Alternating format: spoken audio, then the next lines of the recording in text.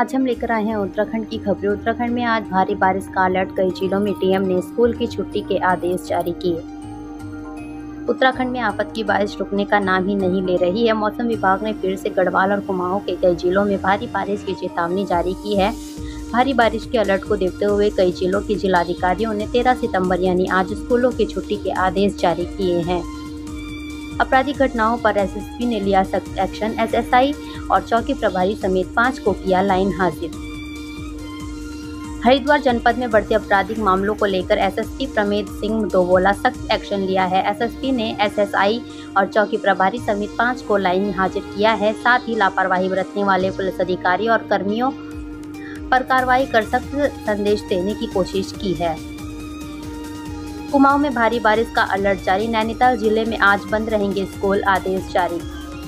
कुमाऊं मंडल में भारी बारिश की चेतावनी दी गई है, जिसके बाद नैनीताल जिलाधिकारी ने स्कूलों, आंगनबाड़ी केंद्रों को बंद रखने के आदेश जारी किए हैं। मंत्री सौरभ बहुगुणा बोले, केदारनाथ यात्रा पर धामी सरकार का विशेष फोकस।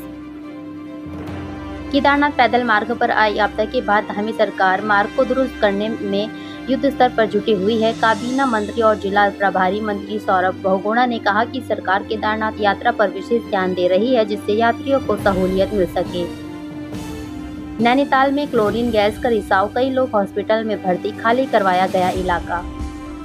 उत्तराखंड के नैनीताल जिले से बड़ी खबर सामने आई है। यहाँ क्लोरीन गैस का सिलेंडर लीक होने से बड़ा हादसा हो। क्लोरीन गैस की चपेट में आने से कई लोगों की तबीयत भी बिगड़ गई थी, जिन्हें नैनीताल के सरकारी हॉस्पिटल में भर्ती कराया गया।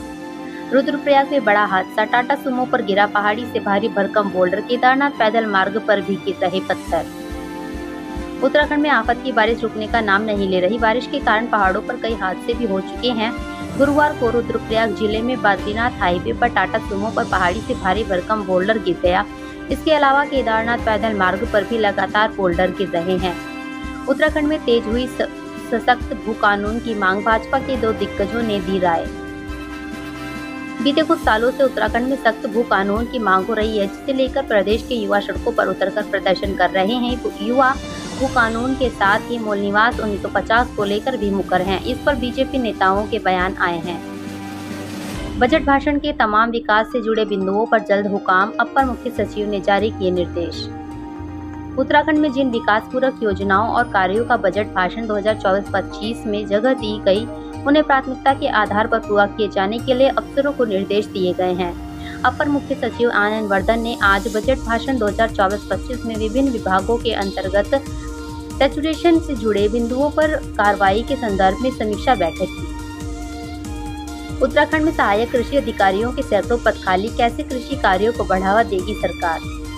उत्तराखंड में सहायक कृषि अधिकारियों के सैकड़ों पद खाली पड़े हुए हैं, जिन्हें भरने की कवायद जल्द शुरू कर दी जाएगी। वन कर्मियों पर फायरिंग मामला, पुलिस ने दूसरे आरोपियों को भी किया अरेस्ट। रेंजर समेत 4 वन कर्मियों को लगी थी गोली। पिथौरागढ़ में के पीपली खड़िया खान में भारी भूस्खलन, 6 मकान ध्वस्त, राहत बचाव कार्य जारी। पिथौरागढ़ में भारी बारिश से जगह जगह भूस्खलन की घटनाएं सामने आ रही हैं। इसी क्रम में खड़िया खान के पास भूस्खलन हुआ है, जिससे मनगढ़ गांव के 6 घर ध्वस्त हो चुके हैं। राज्य स्तरीय बैंकर्स समिति की 90वीं बैठक, एसीएस आनंद वर्धन ने दिए ये निर्देश। जमीन धोखाधड़ी मामले में एक और आरोपी गिरफ्तार, पीड़ित को प्लाट के नाम पर 80 लाख का लगाया था चूना। भूमि धोखाधड़ी मामले में पुलिस ने शाबाब अहमद नाम के एक और आरोपी को हरिद्वार से गिरफ्तार करने में सफलता हासिल की है। आरोपी ने अपने अन्य साथियों के साथ मिलकर पीड़ित राकेश बत्ता को प्लॉट के नाम पर 80 लाख रुपए का चूना लगाया था। भारी बारिश के बीच कांग्रेस की केदारनाथ प्रतिष्ठा यात्रा, देर शाम धाम पहुंचेंगे कांग्रेसी। कांग्रेस की केदारनाथ प्रतिष्ठा यात्रा का दूसरा चरण आज सोनप्रयाग से शुरू हुआ। आज देर शाम कांग्रेस की यात्रा केदारनाथ पहुंचेगी। स्कूली वैन में पुख्ता होगी बच्चों की सुरक्षा, आरटीओ ने की बड़ी बैठक, सत्यापन के साथ दिखाने होंगे ये दस्तावेज। आरटीओ कार्यालय में आरटीओ प्रवर्तन शैलेश तिवारी ने एक बैठक आयोजित की, जिसमें स्कूल वाहन संचालक और चालक शामिल हुए हैं। बैठक में कई महत्वपूर्ण बिंदुओं पर चर्चा की गई, जिसमें स्कूली बच्चों के साथ किस प्रकार व्यवहार किया जाना चाहिए, इस पर विशेष रूप से विचार विमर्श किया गया। सीताराम येचुरी के निधन पर कार्यकर्ताओं में शोक की लहर, पार्टी ऑफिस में झुकाया गया झंडा। सीपीआई महासचिव सीताराम येचुरी के निधन पर देहरादून स्थित पार्टी कार्यालय में पार्टी का झंडा आधा झुका दिया गया। भाकपा के राष्ट्रीय परिषद के अध्यक्ष समर भंडारी ने कहा कि सीताराम येचुरी तांत्रिक मूल्यों की लड़ाई के अप्रतिम योद्धा थे।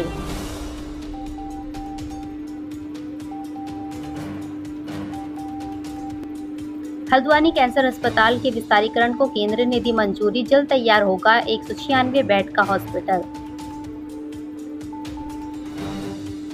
हल्द्वानी के कैंसर अस्पताल के विस्तारीकरण को केंद्र ने मंजूरी मिल चुकी है।